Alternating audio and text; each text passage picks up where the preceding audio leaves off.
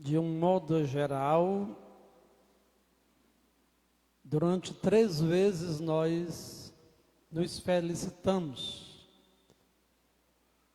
quando estamos comemorando o nosso natalício. Dizemos feliz aniversário. Ao longo do ano, dizemos também um feliz Natal. E agora, uma feliz Páscoa. São 3 momentos em que nós sempre nos cumprimentamos, desejando o que há de melhor para o outro.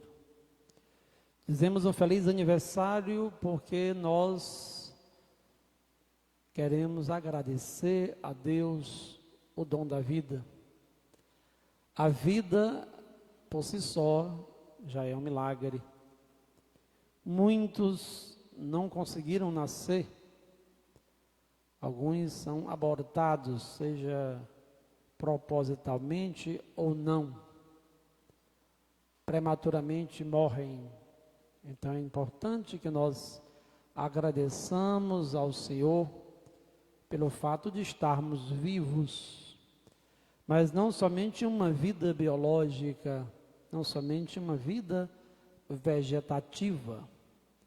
Cumprimentamos desejando um feliz aniversário, porque queremos que a nossa vida seja plena, que a nossa vida seja feliz, que a nossa vida seja abençoada. Também dizemos um feliz Natal. E esse desejo de feliz Natal expressa ou nos faz recordar que Deus amou tanto o seu Filho, o seu mundo, que Ele entregou o seu Filho. O mistério da encarnação. Jesus veio ao mundo para nos comunicar a verdadeira vida, para vivermos na sua presença, para nos ajudar a sermos melhores, para que a nossa humanidade seja semelhante à humanidade de nosso Senhor Jesus Cristo. Deus habitou entre nós, Deus se encarnou. O nosso Deus é um Deus próximo, é o Deus conosco, é o Deus Emanuel.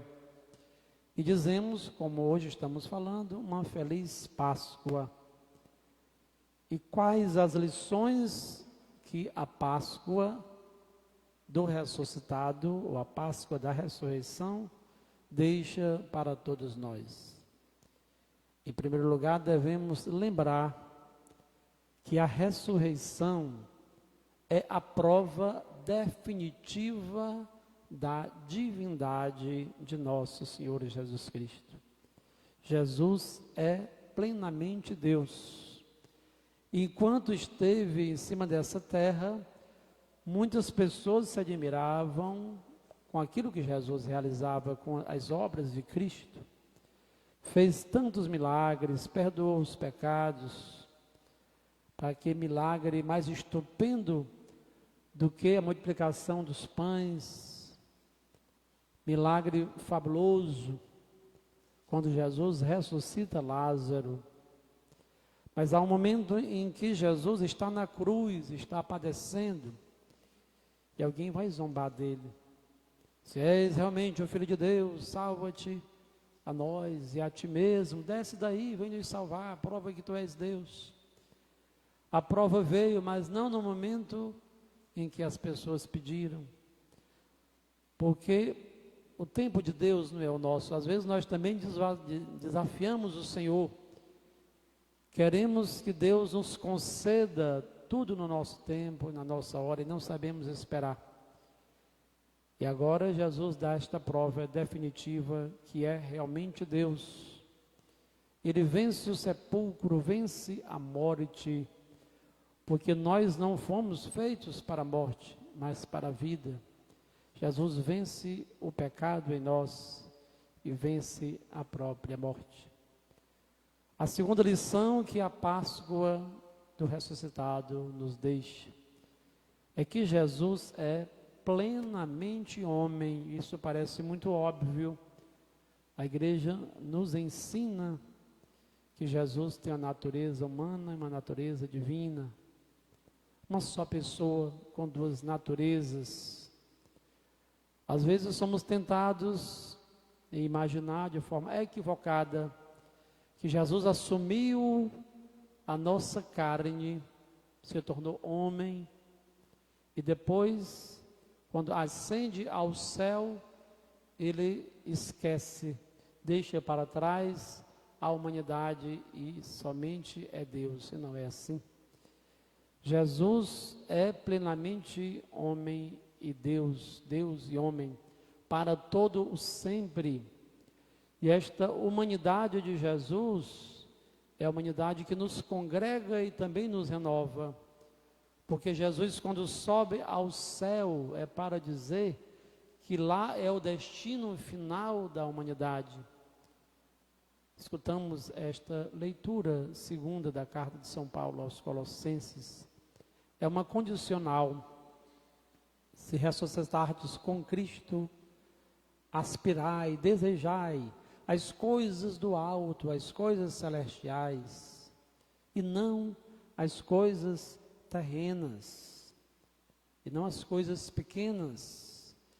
Poderemos viver uma humanidade marcada pela santidade, pelo amor, pela graça, mas também poderemos ter uma humanidade marcada pela mediocridade, pelo fracasso, pelo pecado, pela miséria. Jesus, que ascende ao céu ressuscitado, é Ele que nos diz que nós devemos evoluir a cada momento, nós devemos crescer na nossa fé e nas virtudes cristãs. A terceira lição, eu diria que a Páscoa nos deixa, é que a morte, o fracasso, não são as últimas palavras para a vida humana, para o ser humano. Quando vivemos a Páscoa, nosso coração se enche de esperança, porque a nossa fé nos faz acreditar que Jesus nos ama, que Jesus nos salva. Foi para isso que Ele veio.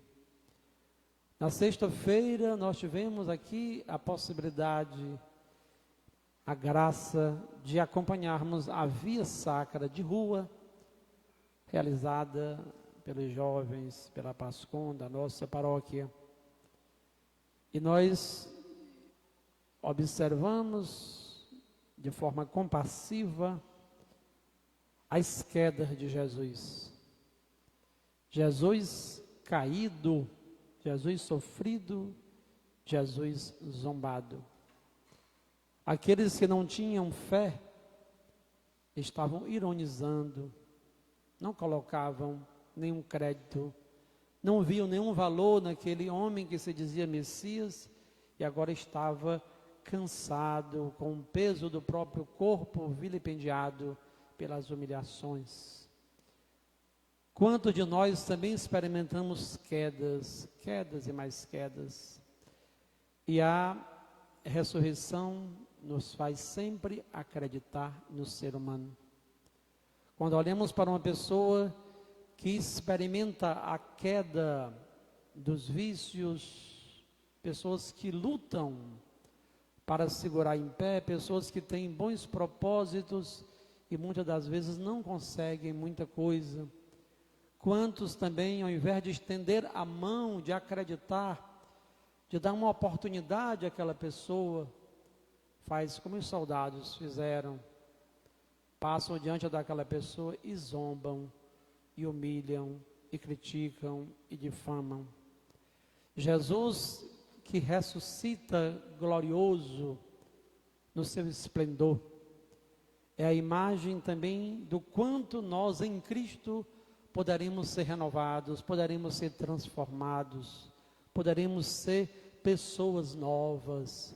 Esta talvez seja uma das maiores lições que a Páscoa do ressuscitado deixa para nós. Por mais que experimentemos o fundo do poço, por mais que estejamos aparentemente derrotados, por mais que ninguém não nos estenda a mão, olhemos para Jesus. Ele é o nosso mestre, Ele experimentou todas as misérias humanas, em tudo semelhante a nós, com exceção do pecado. que nós também possamos acreditar dentro de nós, mesmo que não haja uma mão amiga, existe Jesus, Ele é por nós. Se Deus é por nós, quem será contra nós? Guardemos esta palavra, confiemos, acreditemos e assim possamos desejar-nos mutuamente uma feliz Páscoa, porque Ele é o Kyrios, Jesus é o Senhor. Aqui está o Círio Pascal, essa vela tão grande. Círio é a etimologia grega, Kyrios, na língua grega. E os Atos dos Apóstolos só chamam a Jesus de Senhor depois que Ele ressuscita. Porque Senhor é aquele que tem a vitória, é aquele que tem o comando, é aquele que afugenta o maior inimigo, que é a própria morte. Ele é o Senhor, Ele é o vencedor. Que Ele nos ajude também a vivermos felizes e libertos de todo mal, de todas as armadilhas, de tudo aquilo que nos impeça de sermos reconhecidos na nossa dignidade de filho de Deus.